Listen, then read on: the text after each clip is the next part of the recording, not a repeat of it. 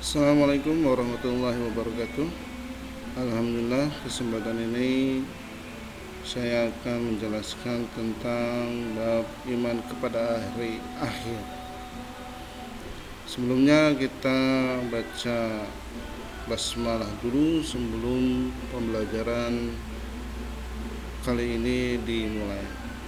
Bismillahirrahmanirrahim. Oke, apa itu iman kepada hari akhir? Iman kepada hari akhir itu adalah bisa dibagi dua, yaitu pengertian iman kepada hari akhir menurut bahasa dan ada pengertian hari akhir menurut istilah.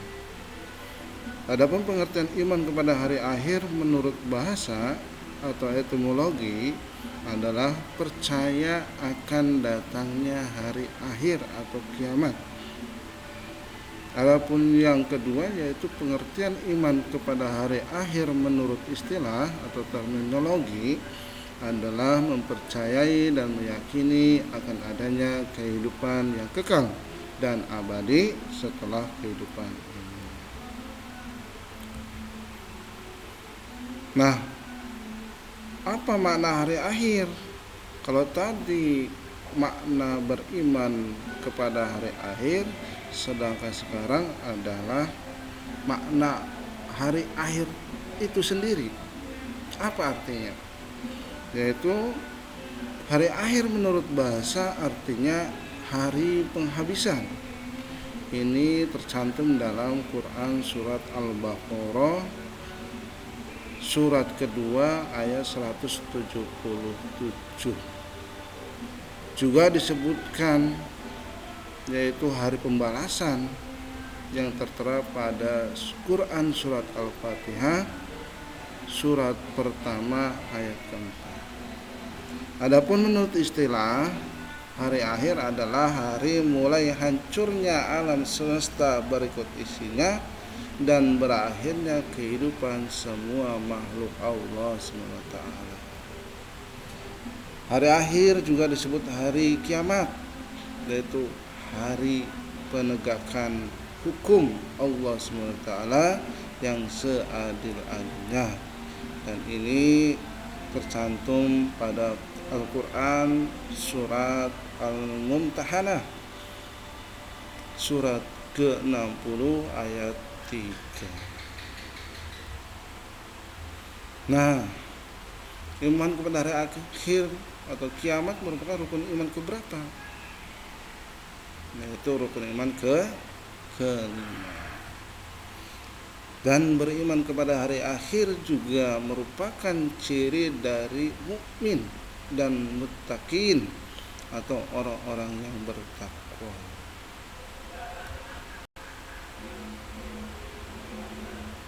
Kiamat itu dibagi dua macam, yaitu kiamat sugro dan kiamat kubro. Apa sih kiamat sugro? Kiamat sugro atau kiamat kecil yaitu merupakan kehancuran, kematian atau berakhirnya kehidupan setiap makhluk yang bernyawa bersifat individu dan lokal. Contohnya banjir, kecelakaan, meninggalnya manusia, dan musibah meletusnya gunung berapi. Ini termasuk kiamat subuh.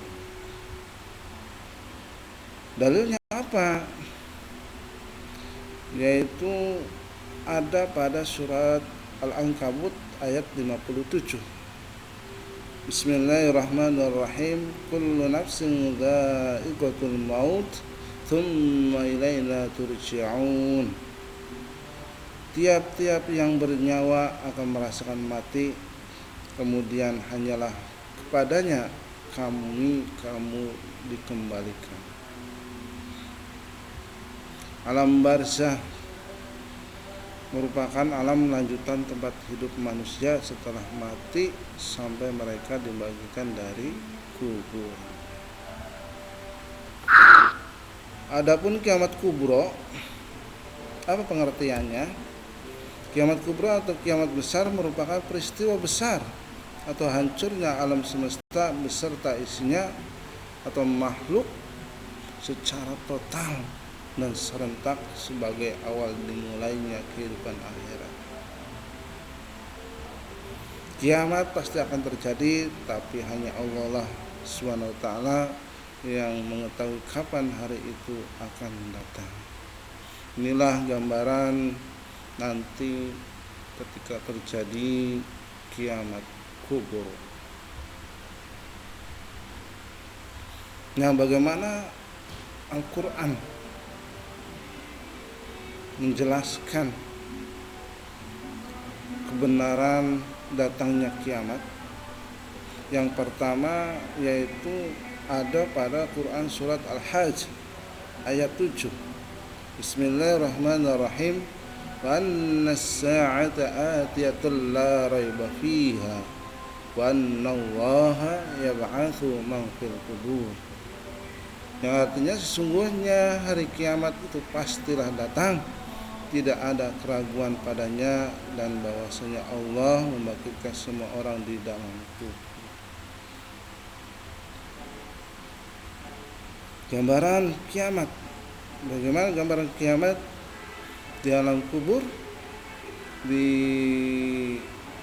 Diceritakan di dalam Al-Quran, yaitu terdapat pada surat Al-Haqqah dari ayat 13 sampai 16. Bismillahirrahmanirrahim. Fa idza nafikha bis-suri nafkhatan wahidah wa humilatil ardu wal jibalu fadukkata dakkatan wahidah wa yawma idza waqa'atil waqi'ah wa anshaqqatis samaa'u hiya yawma idza wahiyah. Yang artinya, maka apabila sangkakala ditiup sekali tiup, dan diangkatlah bumi dan gunung-gunung, lalu dibenturkan keduanya sekali bentur, maka pada hari itu terjadilah hari kiamat dan terbelahlah langit, karena pada hari itu langit menjadi langit. Inilah gambaran kiamat kubro yang dijelaskan pada surat Al-Haqqah ayat 13 sampai 16. Gambaran kiamat kubro yang lain dalam Al-Quran banyak disebutkan. Adapun yang saya sebutkan di sini yaitu yang pertama pada Quran surat Al-Qari'ah ayat 4 sampai 5. Yang artinya pada hari itu manusia seperti anai-anai yang bertebaran, dan gunung-gunung seperti bulu-bulu yang dihambur-hamburkan. Yang kedua yaitu pada surat Al-Muzammil, yaitu langit pun menjadi pecah belah. Yang terakhir yaitu pada surat Az-Zumar ayat 63, yang artinya, dan ditiupkan sangkakala maka matilah siapa yang di langit dan di bumi, kecuali siapa yang dikehendaki Allah. Kemudian ditiup sangkakala itu sekali lagi, maka tiba-tiba mereka berdiri menunggu keputusan masing-masing.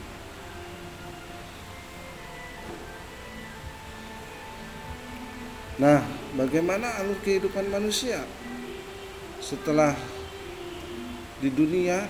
Kemanakah manusia itu akan menempati alam apa?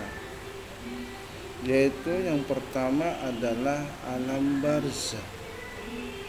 Alam barzah ini adalah alam kubur, yang mana penantian lama manusia untuk datangnya hari kiamat. Tidak ada yang tahu kapan kiamat itu akan datang. Setelah di dunia, kemudian di alam barzah, kemudian tibalah saatnya hari kiamat. Jika sudah hari kiamat datang, maka proses perjalanan hidup manusia yaitu yang pertama al-ba'as, Al-Ba'ats adalah kebangkitan. Manusia nanti akan dibangkitkan semuanya dari alam kubur. Setelah dibangkitkan, kemudian manusia akan menuju ke padang mahsyar atau jam'i, yaitu dikumpulkan di padang mahsyar. Dan di padang mahsyar itu ada yang namanya syafaat Nabi. Setelah itu maka menuju hisab. Hisab itu adalah dihitungnya amal perbuatan semua manusia ketika di dunia. Setelah itu yaumul jaza, yaitu pembagian catatan amal. Kemudian mizan ditimbang. Adapun ketika itu orang-orang kafir langsung ke neraka. Setelah itu menuju siratul mustaqim. Ini ada di bawahnya ada neraka. Jika banyak amal solehnya, maka dalam perjalanannya di siratul mustaqim dia akan menuju surga. Tapi jika ketika di dunia itu banyak melakukan dosa, kezaliman, maka dia akan masuk ke neraka. Itulah gambaran alur fase kehidupan manusia setelah di dunia. Yang terakhir adalah hikmah beriman kepada hari akhir. Apa hikmahnya hari akhir, beriman kepada hari akhir? Yang pertama, setelah kita mempelajari beriman kepada hari akhir itu, muncul rasa kebencian yang dalam kepada kemaksiatan dan kebejatan moral yang mengakibat murka Allah SWT di dunia dan di akhirat.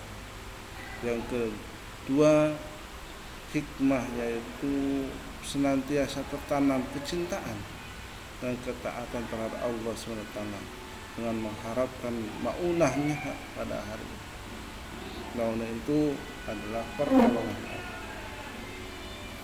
Lalu yang ketiga yaitu hikmahnya senantiasa termotivasi untuk beramal baik dengan ikhlas.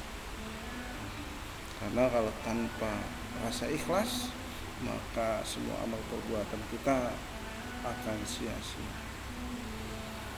Yang terakhir, hikmah beriman kepada hari akhir yaitu senantiasa menghindari niat yang buruk, apalagi melaksanakan.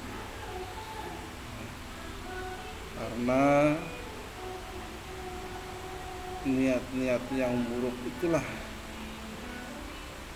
yang menyebabkan bisa terjerumusnya kepada hal-hal yang tidak baik, apalagi dari suatu niat bisa melaksanakan hal yang buruk. Naudzubillah. Mungkin itu saja yang bisa saya sampaikan dalam pembelajaran ini. Kurang lebihnya mohon maaf. Assalamualaikum warahmatullahi wabarakatuh.